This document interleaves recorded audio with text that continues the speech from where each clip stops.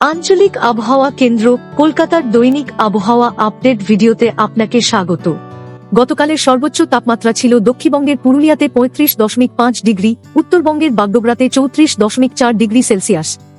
আজ সর্বনিম্ন তাপমাত্রা ছিল দক্ষিণবঙ্গে বহরমপুরে 20.2 ডিগ্রি, উত্তরবঙ্গের সমতলে আলিপুরদুয়ারে 15 ডিগ্রি, পাহাড়ে দার্জিলিংয়ে 10.2 ডিগ্রি সেলসিয়াস। কলকাতাতে সর্বোচ্চ তাপমাত্রা ছিল 31.1 ডিগ্রি এবং সর্বনিম্ন তাপমাত্রা ছিল 24.6 ডিগ্রি সেলসিয়াস। দার্জিলিং, কুচবিহার, বীরভূম এবং পশ্চিম বর্ধমান জেলায় সকালবেলা হালকা কুয়াশা দেখা গিয়েছে।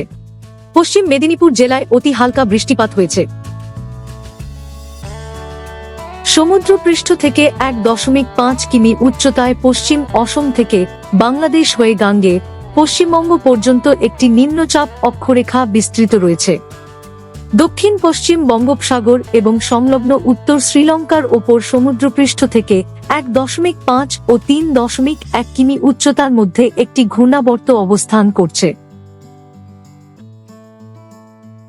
আগামী 7 দিন পশ্চিমবঙ্গের বিভিন্ন জেলায় কিছু কিছু স্থানে হালকা থেকে মাঝারি বৃষ্টি বা বজ্রবিদ্যুৎ সহ বৃষ্টিপাতের সম্ভাবনা আছে, যা মানচিত্রে প্রদর্শিত রয়েছে।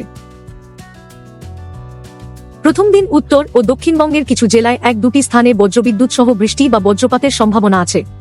দ্বিতীয় থেকে চতুর্থ দিন পর্যন্ত উত্তরবঙ্গের কিছু জেলায় এবং পঞ্চম ও ষষ্ঠ দিন উত্তর ও দক্ষিণবঙ্গের কিছু জেলায় 1-2টি স্থানে বজ্রবিদ্যুৎ সহ বৃষ্টি বা বজ্রপাতের সম্ভাবনা আছে। সপ্তম দিনে পশ্চিমবঙ্গের কোনো জেলায় আবহাওয়া সংক্রান্ত কোনো সতর্কতা নেই। পরিপক্ক আলু তুলে নিরাপদ স্থানে সংরক্ষণ করার পরামর্শ দেওয়া হচ্ছে। বজ্রবিদ্যুৎ সহ বৃষ্টির সময় নিরাপদ স্থানে আশ্রয় গ্রহণ করুন। আগামী 7 দিন উত্তরবঙ্গের জেলাগুলোতে সর্বোচ্চ তাপমাত্রার কোনো উল্লেখযোগ্য পরিবর্তন হওয়ার সম্ভাবনা নেই। আগামী 24 ঘন্টায় দক্ষিণবঙ্গের জেলাগুলিতে সর্বোচ্চ তাপমাত্রার বিশেষ কোনো পরিবর্তন হবে না। তবে পরবর্তী 3 দিনে তাপমাত্রা ধীরে ধীরে 2 থেকে 3 ডিগ্রি সেলসিয়াস পর্যন্ত বৃদ্ধি পেতে পারে। এর পরবর্তী 2 দিনে তাপমাত্রা আবার 2 থেকে 3 ডিগ্রি সেলসিয়াস কমে যাওয়ার সম্ভাবনা রয়েছে। পশ্চিমবঙ্গের জেলাগুলিতে আগামী 7 দিন সর্বনিম্ন তাপমাত্রার কোনো উল্লেখযোগ্য পরিবর্তনের সম্ভাবনা নেই। আবহাওয়া সম্পর্কিত আরও আপডেটের জন্য আমাদের অফিসিয়াল ওয়েবসাইটটি অনুসরণ করুন।